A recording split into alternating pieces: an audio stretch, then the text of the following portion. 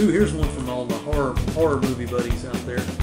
These aren't the greatest horror movies by far. They kind of fall into the basket case creatures kind of movies, critters and movies like that, troll and stuff like that. It's a trilogy of movies. I got this three disc set for $6. That's $2 a movie. It's the It's Alive. It's Alive. It's a triple set. It's Alive. It's Alive 2. It Lives Again. And It's Alive 3, Island of the Alive. Yeah, that's right. See the baby carriage, a little creepy hand hanging out of it. Anyway, guys, I thought that was pretty neat. It's kind of nice and neat in one little case together. I've seen the first one a bunch of times growing up, and I've watched the second one on cable, I think. I've never seen the third one. So it's going to be a real treat to kind of, whenever I get in that bad, good horror movie, kind of, or a goofy horror movie kind of needs there, I'm going to pop this trilogy in and do a little marathon probably. It's Alive. I think the first one at least has, I think it, don't quote me on this, but I think it has Rick Baker effects in it. One of his first movies, I think. But anyway, it's out there. Big Lots, guys. $2 a movie. It's all in one set. Pretty cool. Okay, guys. Here's one, not the best George Lucas movie ever. It's his first breakout movie based on his student film. THX 1138. The director's, this is the George Lucas director's cut.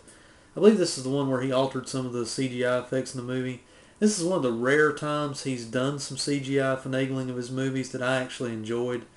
I don't enjoy every one of them, but it did flesh this movie out a lot more because it looked really rough. Even the better DVD that came out after the VHS releases. But this one is the director's cut. It isn't the 2-disc special edition with all the behind the scenes. It does have a commentary with George Lucas, but it's a very odd movie. If you've never seen it, you owe it yourself to, at least just for history's sake, just to view it once.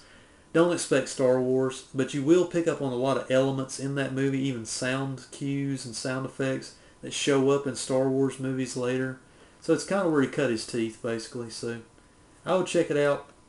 $3 if you want. If you're in a sci-fi mood, it's a good one to pick. Get a little water here, guys.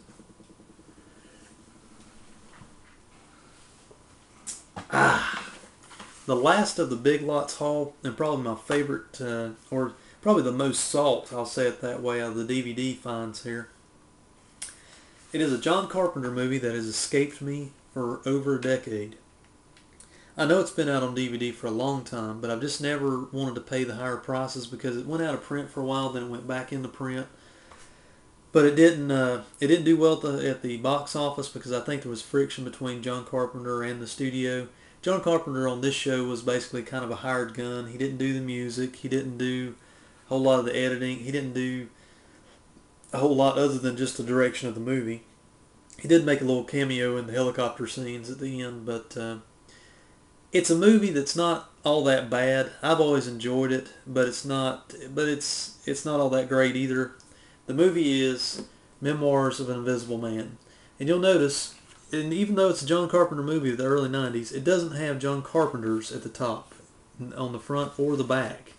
Mainly because John Carpenter wished it that way. He just, in this particular case, he just came on, did the job of direction and left. And as I said before, the reason why this movie didn't do really well, in my opinion, is because it tries to be too many movies in one. It tries to be a comedy, it tries to be an action movie, it tries to be science fiction, and it's just one of those rare times where it just didn't work putting all that together. You didn't know whether to laugh, to be into the action, or to be wooed by the special effects. It does have some early CGI that kind of paved the way, if you will, for other effects that came later and got more refined over the years. Some of the effects hold up, some of them don't. This is a special edition. It's got outtakes, got a dream sequence, deleted scene, How to Become Invisible featurette, The Dawn of Digital Effects featurette. The one thing that I've got to say this, I absolutely love Chevy Chase. I love the vacation movies, all his comedies just about that he's ever done. He's a great actor in his own type of mode of comedy. But in this role, I think he was miscast. That's another con against this film. Chevy Chase is a great guy as far as getting the laughs, and Daryl Hannah's fun to look at in the movie, but Sam Neill does okay as a kind of a heel or a bad guy in the movie. Chevy Chase is just kind of miscast in this one. So, I don't know. Just one of those deals where you kind of have to take it for what it is and just enjoy the ride. And I'm kind of a Carpenter completist. That's why I got this one. So, thought I'd get it finally. Add it to the collection for $3. Couldn't pass it up. Had to have it. Get a little more water.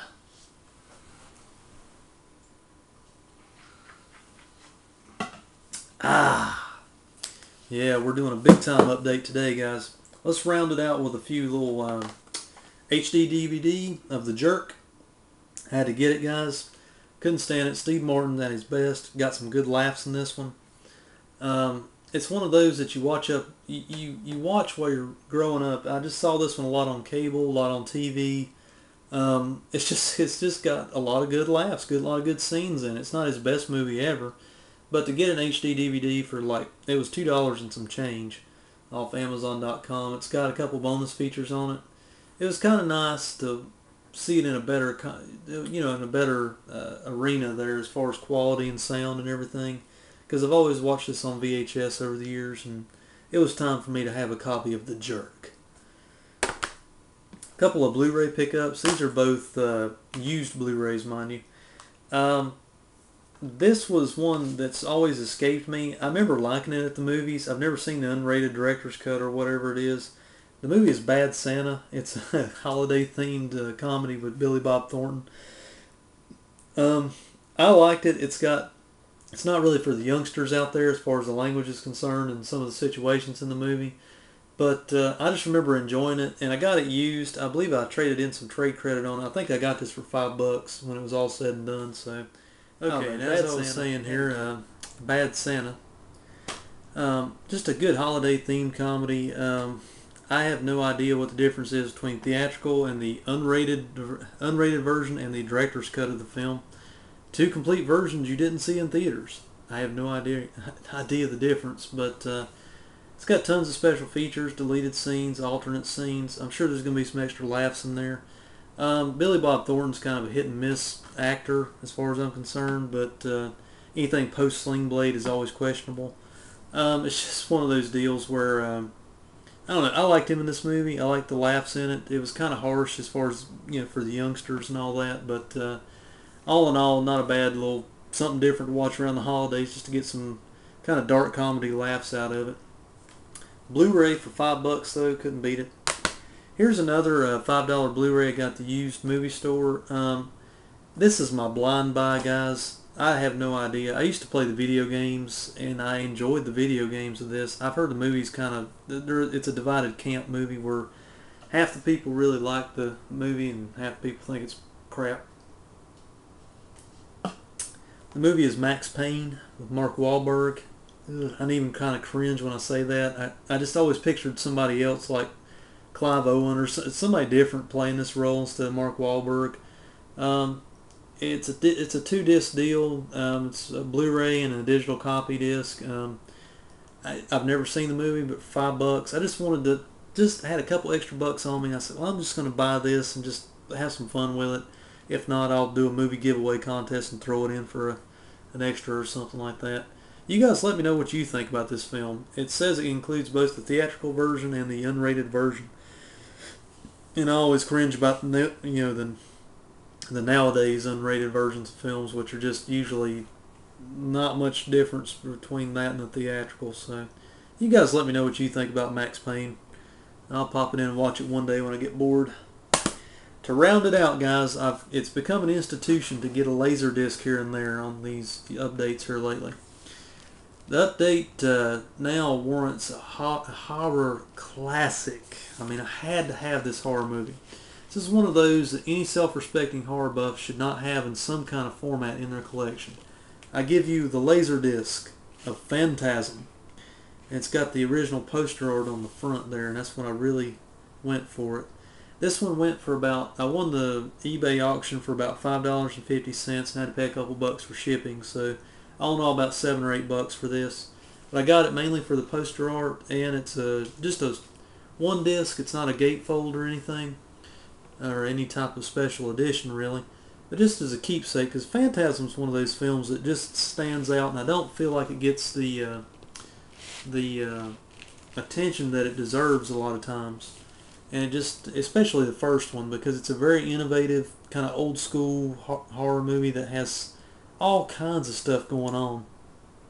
And yes, those are the little midget creatures in the movie that look like Jawas from Star Wars. Mind you, this movie was filmed before Star Wars, or it came out after Star Wars, and everybody blamed Don Coscarelli for adding those in there. And I don't think he had that in mind. But anyway, it's got the big sphere on there. There's Angus Scrimm, Michael Baldwin there. And I don't know. I've always liked that. I always wanted to get an original poster of that one day. Maybe I will. Never say never. That's it for now, guys, for this month's or this Big Lots run and swag update. Leave me your comments, concerns, questions. Everything will be answered if possible. I'll see you next time and have a good day.